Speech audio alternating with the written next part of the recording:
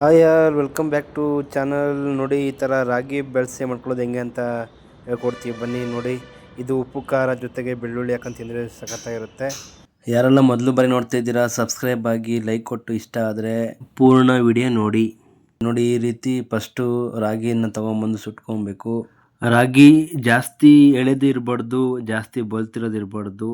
ಆ ಥರ ನೋಡಿ ಈ ಥರ ನಾವು ತಂದಿದ್ದೀವಲ್ವ, ಬೆಂಕಿ ನಿಧಾನವಾಗಿ ಇಟ್ಕೊಂಡು ಕರೆಕ್ಟಾಗಿ ಈ ಥರ ಇರೋಂಥ ಕಿತ್ಕೊಂಬಂದು ಈ ಥರ ಕೆಂಡದ ಮೇಲೆ ಇಟ್ಬಿಟ್ಟು ಬಿಸಿ ಬಿಸಿ ಮಾಡ್ತಾ ಒಂದೊಂದೇ ತಗೊಂಡು ಈ ಥರ ಒತ್ಕೊಳ್ತಾ ಇದ್ದೀನಿ. ಕಾಳೆಲ್ಲ ಉದುರಿಸ್ಕೊಬೇಕು. ನೋಡಿ ಎರಡೆರಡು ಸರಿ ನಾವು ಮಾಡ್ತಾಯಿದ್ದೀವಿ.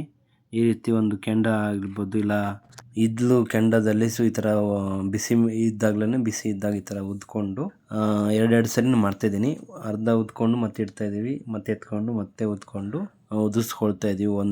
ಒಂದು ಪ್ಲೇಟಲ್ಲಿ ಉದುರಿಸ್ಕೊಳ್ತಾ ಇದ್ದೀವಿ. ಉದುರಿಸ್ಕೊಂಡಾದ್ಮೇಲೆ ಅಲ್ಲಿ ಜಾಸ್ತಿ ಕಾಳು ಜೊತೆಗೆ ತೆನೆದು ಬಂದಿರುತ್ತೆ, ಅದನ್ನು ಉದ್ಬಿಟ್ಟು ಆಮೇಲೆ ಒಂದು ಮರದಲ್ಲಿ ಹಾಕ್ಕೊಂಬಿಟ್ಟು ಕೇರಬೇಕು. ಅಂದರೆ ಧೂಳನ್ನೆಲ್ಲ ಆಚೆ ತೆಗಿಬೇಕು. ಚಿಕ್ಕ ಚಿಕ್ಕದೆಲ್ಲ ಇರುತ್ತಲ್ವ, ಬಿದ್ದಿರುತ್ತೆ.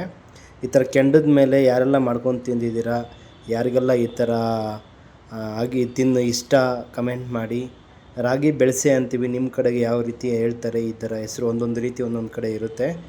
ರಾಗಿ ಇದು ಚೆನ್ನಾಗಿರುತ್ತೆ ನೋಡಿ. ಇದಕ್ಕೆ ಹಸಿಮೆಣ್ಸಿನ್ಕಾಯಿ, ಬೆಳ್ಳುಳ್ಳಿ, ಉಪ್ಪು ಹಾಕ್ಕೊಂಡು ಜಜ್ಕೊಂಡು ಬೆರೆಸ್ಕೊಂಡು ತಿನ್ಬೋದು.